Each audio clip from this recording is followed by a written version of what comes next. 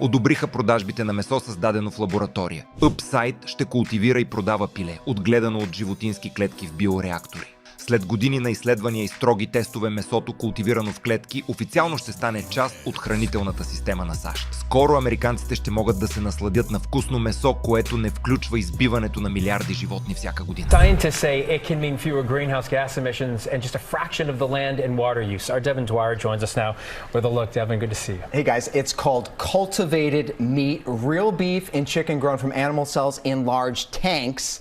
The FDA has given the green light for safety, and now one company is ready to ramp up production just outside San Francisco. This is what you've called a slaughterless house. Oh, yes, yeah. The equipment looks like a commercial brewery, but it's not beer they're making. So that's where it all starts, just a few cells. It's meat. So you're making meat in here. Yes. But I don't see any animals and I don't see any animal parts. Well, that's the trick, right? Stainless steel bioreactors or cultivators produce real meat from animal stem cells. You're making chicken in there. Yeah, so if you look at this, this is approximately a 200 plus liter tank. And we take cells from a chicken or an egg. Dr. Uma Valetti is a cardiologist who founded Upside Foods, taking on a food chain as old as time. It takes 2 weeks to grow the equivalent of one chicken, 1,000 chickens or 100,000 chickens. So you're saying in this factory you can make more meat faster and cleaner than an average farmer? Well, ultimately, yes. But first, the technology costing billions of dollars to fine-tune will need even more investment to scale up. We saw how cells kept on ice can be replicated on a large scale, fed a mixture of vitamins, fats, sugars, and oxygen in tanks, growing into tissues of chicken. Farmers have been growing meat for generations. What problem are you solving here? The demand for meat is continuing to grow and double, and we just don't have enough resources nor ability to continue to grow that much meat. So the simple problem we're trying to solve is to bring meat to the table in a way that future generations can have an abundance of it, but with the upside to animal welfare. The potential to exponentially expand the food supply has attracted top-tier investors like Bill Gates, Richard Branson, and Whole Foods founder John Mackey. President Biden is also on board, signing an executive order to support cultivating alternative food sources. Advocates say cultivating meat could feed more families, reduce harm to animals, and eliminate environmental impacts of animal farming, which is responsible for 15% of greenhouse gas emissions worldwide. Is it safe? Absolutely. The best indication for this is 2 months ago, we are the first company in the world to get FDA green light to bring cultivated chicken to the market. Can you smell it yet? I can smell it. It smells like chicken. And you have to slice it. It's not a plant-based piece. All right, my first bite of cultivated meat. It's chicken. Cultivated chicken could soon be on restaurant menus in California and then possibly store shelves for a premium price in a few years. Наистина ли ще намали въглеродните емисии? Why would we want to eat synthetic meat? For the environment, right? No. A study out of UC Davis found that lab-grown meat's environmental impact may be orders of magnitude higher than regular meat. Let me say that again. UC Davis. Lab-grown meat's environmental impact may be orders of magnitude higher than regular meat. So why is Bill Gates, and Cargill, investing in it? Bill Gates is also investing in AI, even though MIT found that training one AI model can emit 626,000 pounds of carbon dioxide, which is the lifetime emissions of 5 cars. So it's not about the environment.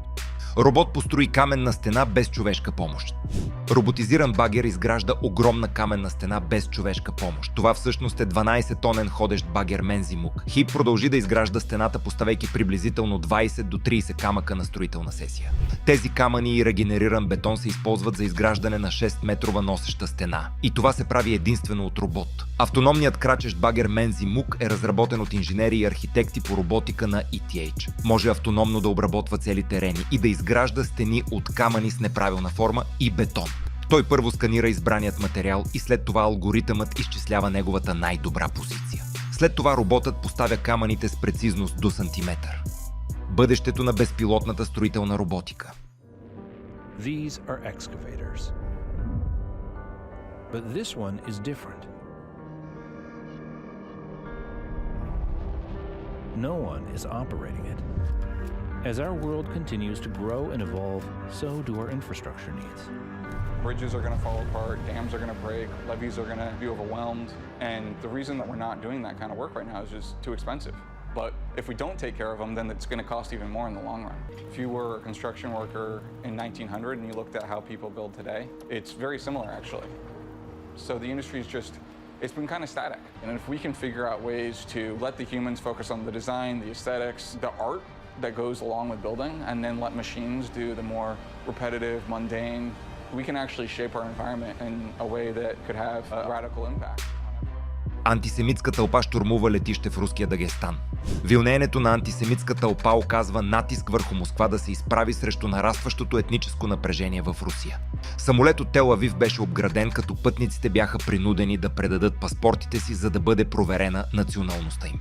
Последният епизод на антисемитска агресия в Дагестан вероятно ще бъде много обезпокоителен за евреите, живеещи в региона и Русия като цяло. The social media mob went all real world in Dagestan yesterday evening.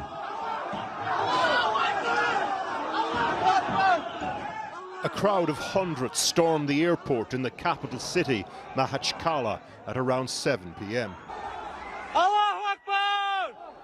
A plane was arriving from Tel Aviv. Unsubstantiated rumors amplified on Telegram channels said that there were Jewish refugees on board fleeing the war in the Middle East. The mob was headed for that plane, now sitting on the runway. The Russian Republic of Dagestan is majority Muslim, has no recent history of extreme displays of anti-Semitism though, at least nothing like this. The crowd first got through into the airport concourse, marauding through security.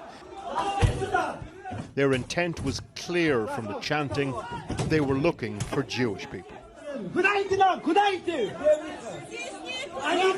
Frightened airport staff are heard saying there's no one here. The mob heads out onto the runway. Terrified passengers on a plane watch the crowd arrive. The pilot makes an announcement. There's an angry mob outside, he says, trying to figure out where we've come from. It's likely we might get hurt.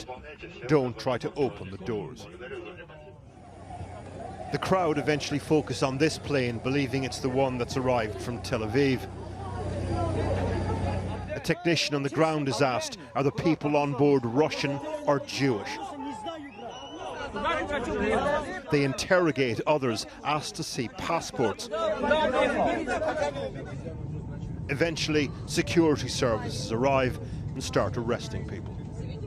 Today, Vladimir Putin said the incident was orchestrated by the West and Ukraine, aimed at undermining the unity of the Russian Federation. There is another perspective, though. As with many of the poorer Russian republics, Dagestan is feeling the squeeze economically and is sending thousands of soldiers into what's becoming for so many young men the killing fields of Ukraine. Were there ulterior motives behind last night's rampage is one question. If you were Jewish, running the gauntlet of the mob as you left the airport, here's another question. What would they have done if they'd found me?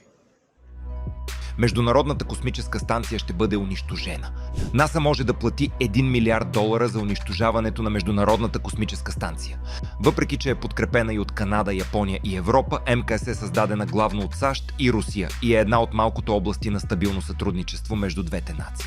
Когато МКС най-накрая се върне на Земята, нейното падане ще бъде един от най-горчивите етапи в дългата и славна история на космическите мисии. Despite the International Space Station's 2+ decades of operations and mission support, NASA has made up its mind and plans to retire it.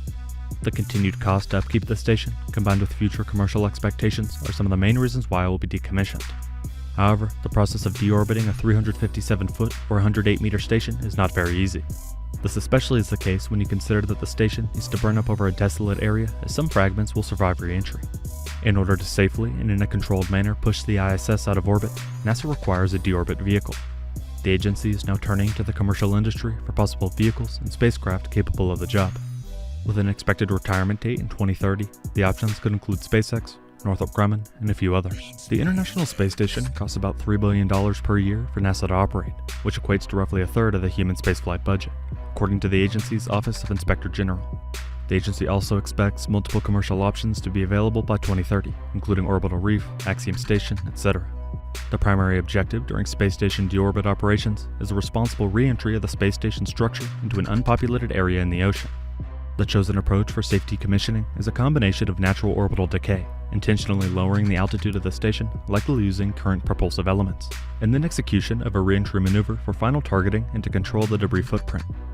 The final maneuver is expected to require a new or modified spacecraft using a large amount of propellant, they said. NASA is looking to companies to provide a reliable and powerful deorbit vehicle for the International Space Station. The agency has decided that a station deorbit is the best option and needs this technology to safely remove it. We will have to wait and see how it progresses and the impact it has on the space industry. Високотехнологичните оръжия на Израел. Апетитът на Израел за високотехнологични оръжия подчертава пропуските в политиката на Байден.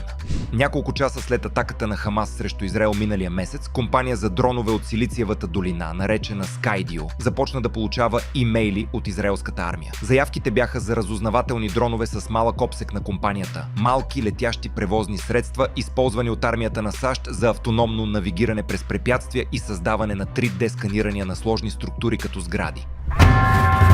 For warfighters, knowing what is happening over the hill or around the corner can mean the difference between mission success and failure.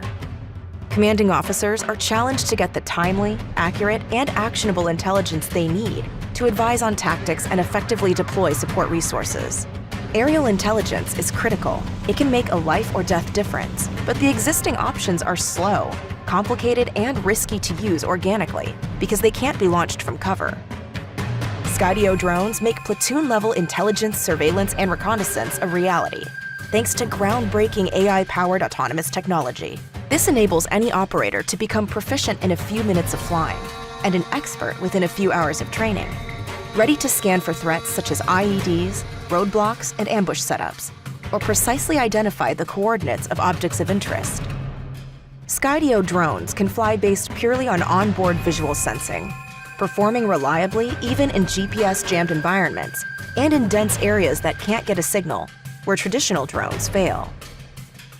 Advanced obstacle avoidance enables Skydio drones to fly low wherever needed. Using the scout skill, Skydio drones can even follow your team's movements on their own, scanning ahead, behind, or off your flanks while your team monitors the feed for threats. And this compact, rugged airframe is quiet, perfect for stealth intelligence gathering.